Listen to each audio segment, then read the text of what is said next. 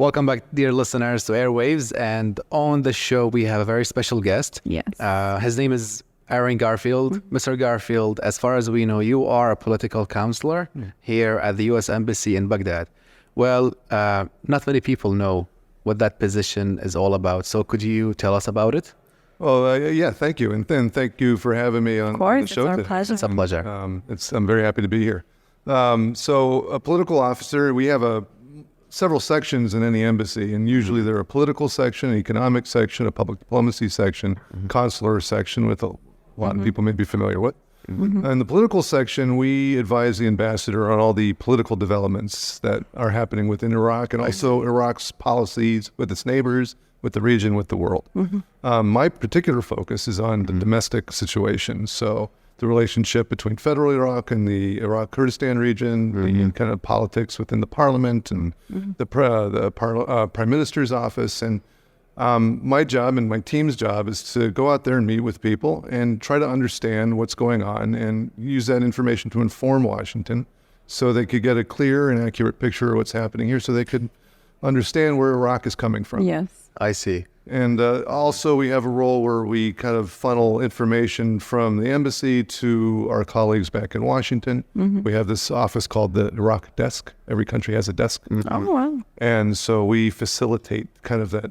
A lot of the information, there's a lot of information flowing around in Washington that needs to come down to into the embassy, and a lot of information coming up from the embassy up to Washington. A lot of that comes through the political section. So we're like that conduit, well, kind of a way of translating between what the Iraqi government is thinking and what the U.S. government is thinking, and trying to find a way to bridge that communication divide. Now, that's really important. Now, what about you? What about like Aaron Garfield? I mean, before the interview, you talked about doing radio interviews or something like that, and we're really interested in knowing more about it. Well, actually, before the interview, I was talking about 30 years ago was probably the last time I was on a radio station. My friend was a disc jockey. He played at the time it was punk rock music on a college radio station in Boston. Oh, so it's been a while. The technology has changed. Yes, very much so.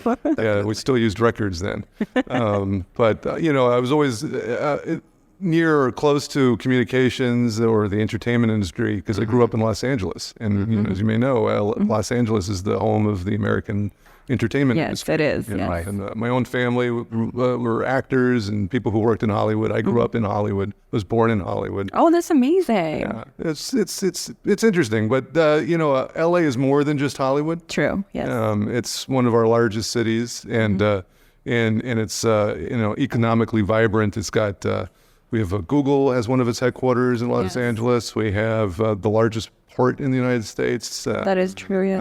It's and the thing I love about Los Angeles the most, probably, it's so diverse. I mean, every community in the world is you get people from all over the world.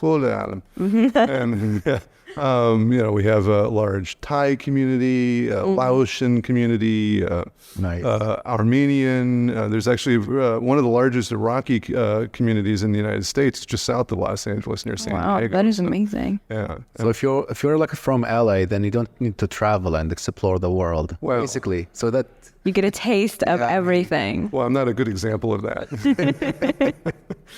Okay, thank you. So speaking of that, since you are from LA, Los Angeles, what do you miss most about your hometown? And what more would you like us and our listeners to know about it? Well, I mean, everybody says the weather, because the weather in Los Angeles is perfect amazing all the time. I know. It's like you guys don't have winter, right? We don't have winter, and our summer is it's fun. Yes. It's great. And we usually we don't have a lot of rain. In fact, there's so little rain that when it rains, the drivers in LA kind of forget how to drive. They freak out. Yeah. And I really miss the food. Really? Because in Los Angeles, because you have all these immigrant communities, and a lot of them are trying to, they're building their businesses and they're entrepreneurs. And a good way to do that is through restaurants. Wow. And some of the finest food you can get in anywhere in the world, you could get in Los Angeles. That is amazing. Yeah, it's a variety of, you get a piece of the world. Right. And in LA. And all the different pieces of the world, they talk to each other. There's one restaurant I used to go to called Guerriguetza.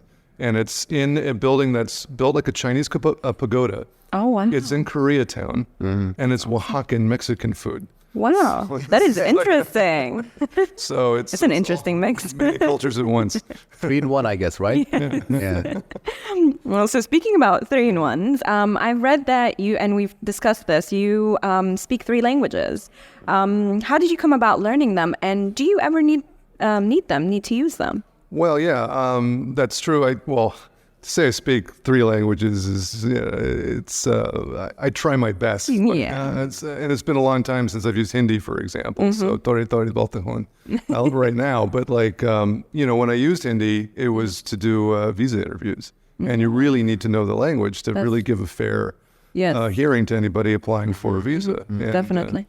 so that was very useful. And here, in my job as a political officer, it's all about relationships, Right.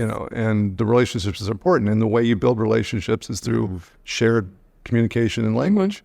And so even if it's just like ahlan wa sahlan, or it helps. Just that simple connection that you make. Exactly. Yes. Yeah. Although we tried. Americans are not as good as a lot of other countries at learning multiple languages. I met many Iraqis who speak 4, so I'm not sure knowing 3 languages is that impressive. It is. It's a little bit, because all of our languages are different. So you get dialects. So Arabic has so many dialects. Right. So even Arabic is so hard to learn because you get so many different dialects in different countries. So Darija, I don't understand Darija. it is very hard. It's kind of challenging, right? It is, yes. I mean, even when it comes to Arabic, we only use a standard Arabic when we write, but when we speak, we only use the Iraqi dialect. Yes. So even for us, it's so hard to use the standard Arabic while talking. So I feel you. Well, I lived in Cairo for 3 years, so I show up in Baghdad, and I'm like, Amale, Zayyik, Yasha, and everyone's looking at me, who is this guy? Now, what about minorities and the liberated areas here in Iraq? Right. I mean, I've read many articles about you supporting, minorities and the liberated areas. Whether we are talking about funding, I don't know, like logistics or something like that. So could you tell us about that? Sure. The United States, of course, is a very diverse community. I spoke about Los Angeles and its diversity. Yes. So, that's a multiculturalism, and that is a value we bring forward. And, protecting minorities is an important goal for us in the Iraqi government as well. And so we're always having conversations with high-level government officials about these issues, and we also bring some of the largest amounts of humanitarian assistance in the liberated areas. Since 2014, we provided $3.4 billion with a B, milliard, dollars towards those efforts, with providing water, hospital access, medical care, That is amazing. to refugees and internally displaced persons from conflict. And we also work with those communities to assist them being able to mitigate conflict and manage conflict. And and also in terms of religious minorities, Congress mandates that we publish an International Religious Freedom Report every year. So, we'll have a conversation with the Iraqi government and religious organizations here in the United States. I'm sorry, we're not in the United States, in Iraq, although sometimes it feels like that when I'm in this space. True. It brings you back home. Yeah, it brings me home. I definitely have seen that this is a very vibrant democracy with a lot of minorities, and a lot of people are having their voices heard, and it's very encouraging. I'm very optimistic. Yes. And I'm at the 5. Yes. So are we, hopefully. Definitely. So, Mr. Garfield, on a lighter note, I know we touched base a little bit on this, but Iraq is a very diverse culture. We have a lot of different monuments and arts and amazing history. Have you had the chance to explore any of it? And what would you like in the future? I always wanted to go to Babel. Oh, yes. Yeah. Very beautiful. See the Ishtar Gate, I understand. Yes. We're helping... what's the word? Not develop. Rebuilt or re-inhabitate. habituate. Yes, rehabilitate. some of the buildings there. So someday I would like to go see that because that would be really special. It is, yes. There's a lot of history here. Definitely. And maybe you can start here in Baghdad. We have lots of ancient ruins and some archaeological places that you can visit and some museums. There's like the Baghdad Museum. You should visit that one. Yes, it's a very interesting museum. I've been very fortunate because actually I almost had the three oldest cities in the world: New Delhi, Baghdad, and Cairo. And I think Baghdad's probably the oldest. I think so. Yes, I think it is. And so many layers of history here. It's really fascinating. That's right. That's right. Well, Mr. Garfield, thank you so much for taking the time to do this interview with us. I mean, it was a pleasure, having you here, and we learned a lot about your job and the things that you have been doing here. So thank you so much. Yes, thank you. We really appreciate it. It has been very much informative. Shukran lakum.